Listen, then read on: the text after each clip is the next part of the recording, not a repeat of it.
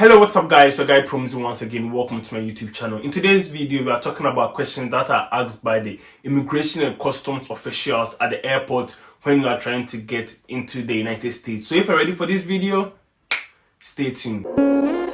Welcome back guys once again. If today is the first time you are seeing me and you like content like this, you should definitely consider subscribing to my channel and joining the community. So if you're watching this video, then you are most likely have gotten your US visa and you are preparing to enter the United States. Depending on the country where you come from, the US Embassy gives 1 year, 2 years, 5 years or 10 years to some countries. But it doesn't mean upon arrival at the airport or upon entry, you will be spending a year, 5 years or 10 years in the country, especially if you are going with a B1, B2 visa. The immigration and customs officers at the airport will determine how long you'll be staying in the United States. And in some cases, they can decide whether or not you will be granted entrance to the country, even though you have your visa. So yes, in some cases, upon arrival at the United States, at the airport, you can be refused entry into the country, even though you have your visa. Here are some of the questions that are being asked by the Immigration and Customs Office at the airport. Number one is the purpose of travel. The purpose of travel is usually a simple question that you should know why you are entering or why you are going to the United States. This purpose of travel shouldn't be different from the purpose of travel you used or you said when you were doing your visa interview.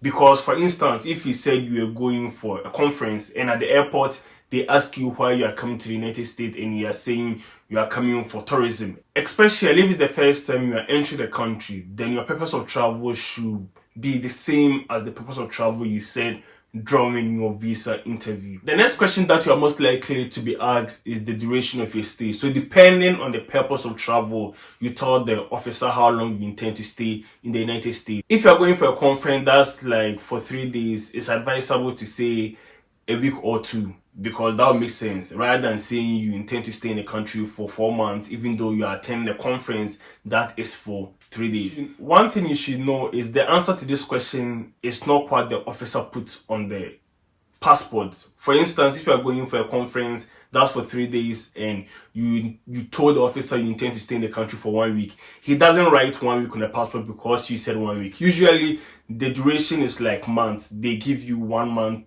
2 months, and I think at most 6 months. That's how long you can stay in a country when you are holding B1, B2 visa at a go. So in some cases, you are being asked to show your returning tickets. So make sure you have these documents with you so that they can be readily available if they are being asked for. But if you do not have your return tickets, you can tell the officer you are not 100% sure on a particular day you want to go. But it's highly recommended that you have your return ticket so that it will show that yes, you are willing to leave the country after the number of days you said you'll be in the country. Other question that they'll be asking is your accommodation. Where do you intend to stay in the United States whilst you are here? Are you going to be in a hotel? Are you going to be in a family's apartment? Make sure you have the address so they can give to them. This question is usually asked, so make sure you have this information at hand.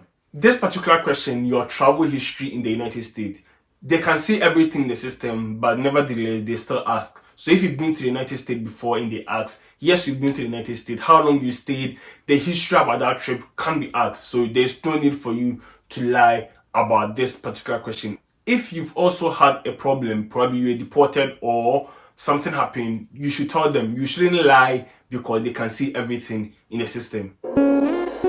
Other supporting document. At the Immigration and Customs Office, the questions really changes depending on the individual. Some go and they don't ask questions. Some go and they are being interrogated from head to toe. In some cases, they even go for secondary inspection where they are taken to separate rooms for extra scrutiny. So make sure you have all the necessary documents, especially the ones you use for your visa application, with you at hand or readily available. In case they ask for other documents or in case they ask for questions like to show your financial status or to show your socio-economic ties, whether you're a student, married, or you are working back home. So in case they ask any question like that, make sure you have all these documents available so that you can prove to them that yes, what you said can be supported with a document. One last thing I have to say is that the immigration and customs questions are not intense as the questions that are asked during the interview. So if you've been able to pass the interview and you already have your visa, answering the questions at the immigration shouldn't be any problem for you, especially if you have the necessary document to back them. So if you've come to the end of this video, I hope you find this video very educative and informative. If you did, don't forget to subscribe to the channel, like this video, and put a nice comment in the comment section. Like always, the name is Promzy and I'm signing out. Peace.